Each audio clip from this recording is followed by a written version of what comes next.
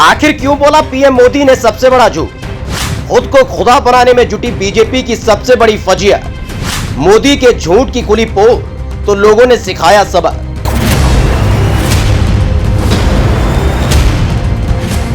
प्रधानमंत्री नरेंद्र मोदी की भाषा शैली की चर्चा देश ही नहीं विदेशों तक होती है कि कैसे वो इतिहास को बदल देते हैं, उन पन्नों पर भी अपना जिक्र कर देते हैं जिसमें दूर दूर तक उनका कोई लेना देना नहीं होता।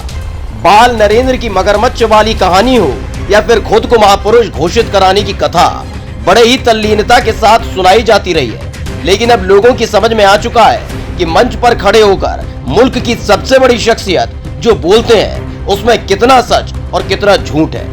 एक ऐसे ही झूठ ने फजीयत करा दी है जब बेंगलुरु के दौरे पर पीएम मोदी पहुंचे थे। ट्रेन को हरी झंडी दिखाने का काम किया जा रहा था, मंच सजा हुआ था, माइक सामने आया तो सुना दी वो कहानी जो अब गले की फांस बन गई है।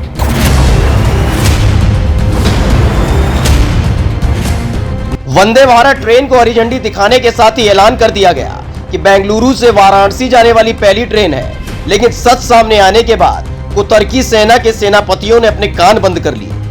तब उन्होंने कहा, मल्लिकार्जुन, हमारे मैसूर से काशी को एक ट्रेन नहीं है।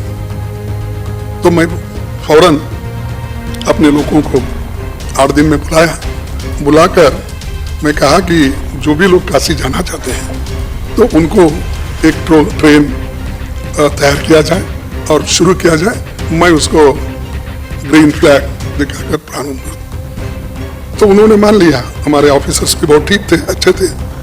तो मैंने ये कहा कि सिर्फ काशी को ही नहीं, वैष्णो देवी तक भी एक पहुंचाएंगे, क्योंकि आगे मनमोहन सिंह जी ने पैसे देकर जम्मू एंड कश्मीर में बहुत बड़ा टनल खुलवाकर वहां तक भी हमारी ट्रेन जाने के लिए उन्होंने एक रूपरेखा डाल के उसको कंप्लीट कर दिए थे।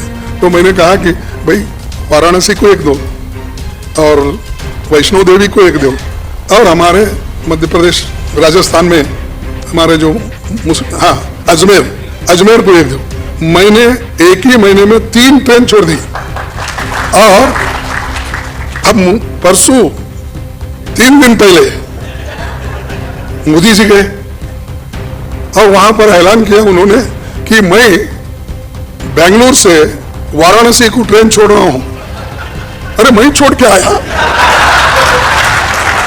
अरे मेरे जमाने में शुरू हो गई और वो हरी झंडा बताकर वो बोल रहा है कि मैं किया। दरअसल कांग्रेस के राष्ट्रीय अध्यक्ष मल्लिकार्जुन खड़गे ने न सिर्फ झूठ पकड़ा बल्कि सबके सामने तथ्यों के साथ खड़े होकर बता दिया कि जो बात देश के उद्धार के नाम पर भगवान बनने के लिए की जा रही थी वो झूठ के अलावा कुछ नहीं था। मल्लिकार्जुन खड़गे ने कहा कि जब मैं देश का रेल मंत्री था उस वक्त मेरे पास बेंगलुरु से वाराणसी की ट्रेन के लिए प्रस्ताव आया था। मैंने उस प्रस्ताव पर मोहर लगाई थी और साथ ही दक्षिण भारत से वैष्णो देवी तक की ट्रेन को भी मंजूरी दी थी। साथ ही खड़गे ने आरोप लगाया कि अगर मोदी जी ने पहली बार बेंगलुरु से वाराणसी तक ट्रेन को हरी झंडी दिखाई है तो बताएं कि उनके वक्त दौड़ने वाली ट्रेन कहां गई। अरे मैं छोड़ के आया, अरे मेरे जमाने में शुरू हो गई और वो हरी झंडा बताकर वो बोल रहा है कि मैं किया। पर मैं पढ़ के हैरान हो गया, मेरी इंजन किधर गायब हो गई, मेरा ट्रेन किधर गया। जिसके बाद तो खड़गे ने झूठ पर जमकर खिंचाई की।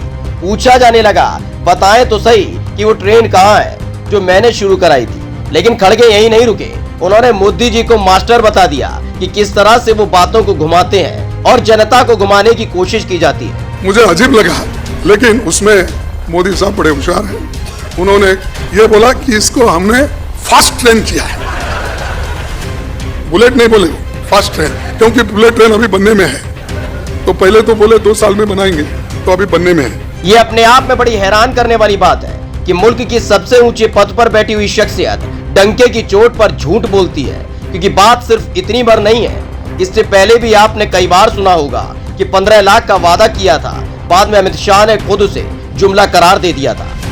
15 लाख रुपए अकाउंट में क्यों नहीं? देखिए ये जुमला है। अभी हाल ही में रूस यूक्रेन युद्ध में फंसे हुए बच्चों की सांसों के साथ भी छवि चमकाने की कोशिश की जा रही थी। बताया जा रहा था कि मोदी जी के कहने पर रूस और यूक्रेन ने 2 दिन तक गोलीबारी बंद रखी। भारत के 35,000 बच्चे यूक्रेन में पढ़ने के लिए फंसे हो और भारत के प्रधानमंत्री यूक्रेन और रसिया के राष्ट्राध्यक्षों से बात करें कि भैया हमारे बच्चों को हमें वापस लाना है, आप थोड़ा गोलाबारी 2-3 दिन के लिए बंद करो और 72 घंटों के लिए 2 देश के युद्ध का सीज फायर हो जाए। ये हर भारतीय के लिए गौरव की बात है। वो बात अलग है कि इस दावे की खुद ही विदेश मंत्रालय के प्रवक्ता ने धज्जियां उड़ा दी थी कि ना, ये सिर्फ पूरा झूठ है, ऐसा कुछ हुआ ही नहीं।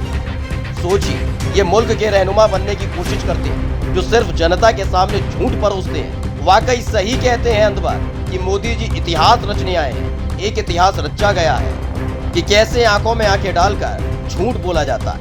Special desk the Kantap.